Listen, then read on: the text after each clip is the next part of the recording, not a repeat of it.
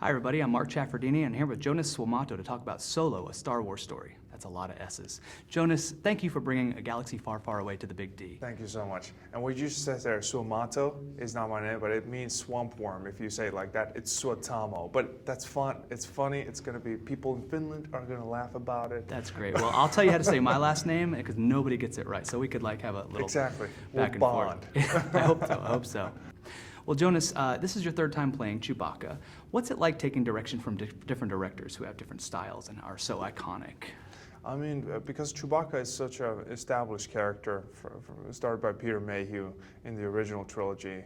A huge respect for him, and I just want, because as a fan of Star Wars, I want Chewbacca to remain the same. So it's a lot of, they take a lot of input from me as a performer. You know, I go into rehearsals and I usually get to say or suggest how it is that I go about doing this certain thing.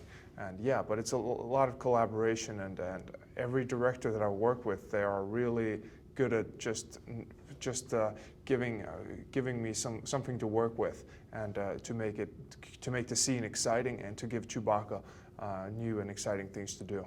Great. Well, you definitely got a lot more screen time. You got a lot very physical. Physicality plays a lot into your role. Talk about when you were on, I think the biggest scene you had was in the Kessel, the Spice Mines of Kessel. What was that like, and how much physical preparation went into being so active? Well, that scene was one of the most humid and hot sets on the film, and a lot of people running around, and it was a lot of sweaty hours spent doing all of that went into shooting there. And yeah, it was wonderful because it was real, and those curry mines or whatever they mine over there, you know, it's a very inspiring piece of set building, and just the story in that it feels really like a heist film, this film. Yeah, that's exactly the way I thought. You described taking the torch for Chewbacca as a daunting task, especially inheriting it from Peter Mayhew. And the great thing about the character is he does so much with very little vocal. How do you approach something that you play, like you say, a creature? What's your first go-to?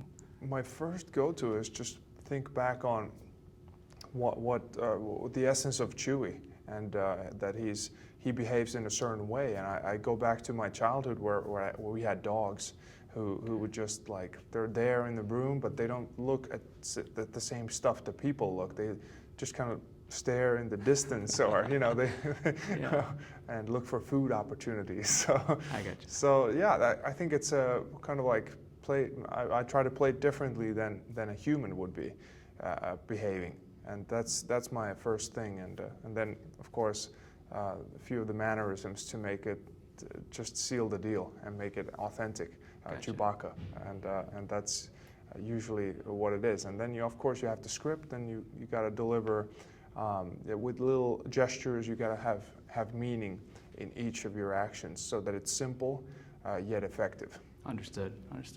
Well, you know, there was some really great writing in the story, and if I can, I might be paraphrasing this, but you had some really good lines. I think my favorite one was,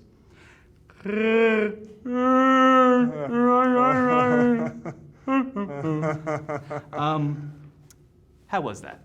It was great, yeah, especially that line. I mean, seriously, that was a good line? I actually wrote that myself. Nice. Nice. Larry and John Kasdan, they wrote lines of dialogue for me because it needed to be mean something exact for Alden and others to react to, and it just couldn't be nonsensical growling. Sure. So yeah, I actually. Yeah, sorry about that. Actually, when we were filming, I delivered these lines in Wookie English, which was saying, "Go see over there." I would say like that in that way, so that it was kind of Chewie-like, but also kind of because I have to pay attention to the mouth movement. So I deliver the lines also to make the mouth move in a certain way for the scene, because that's what they're really looking for. Because my voice is getting replaced by a 1,000-pound bear at some stage of post-production. Gotcha. I hate to bring your height and your stature into this, but a question I have is, have you tried to play basketball in the Wookiee costume? I have not yet. I would love to, and I would Okay. love for you to be there with a camera and for the whole world to see it. Because, you know, we've seen Teen Wolf dunk, but how do you think a Wookiee would do a hook shot? Would it be inhibited? Do you think you could pull it off? Right. I think the Wookiees are more strength than finesse, so it would be hard for a Wookiee to learn how to play basketball because they're just too strong, man. Gotcha. They just couldn't, like, it would be like Shaq throwing a free throw, you know? It's just too strong, too big. Well, I have one more question for you. We're looking at Star Wars maybe going into 3 pictures. I've heard a rumor. Maybe is a trilogy? Who knows? Oh. I mean, I hope people go see it and send a message that they love this story because it's a fun adventure film, and anybody who loves good storytelling can go and watch it with the family. It doesn't require any pre-knowledge of Star Wars, and that's the greatest thing about this adventure film. Yeah, you said it. Now, you are first mate on a ship that might suit me, and when I travel, I like to do it without any Imperial entanglements. So what is the going rate for smuggling aboard the Falcon? I think it's you need a good reward and one to yeah, at least 1 million credits. Okay. That's what we're going for. I'll start saving up. Yeah. Thank you, Joonas. It's been a Please. pleasure. Thank you.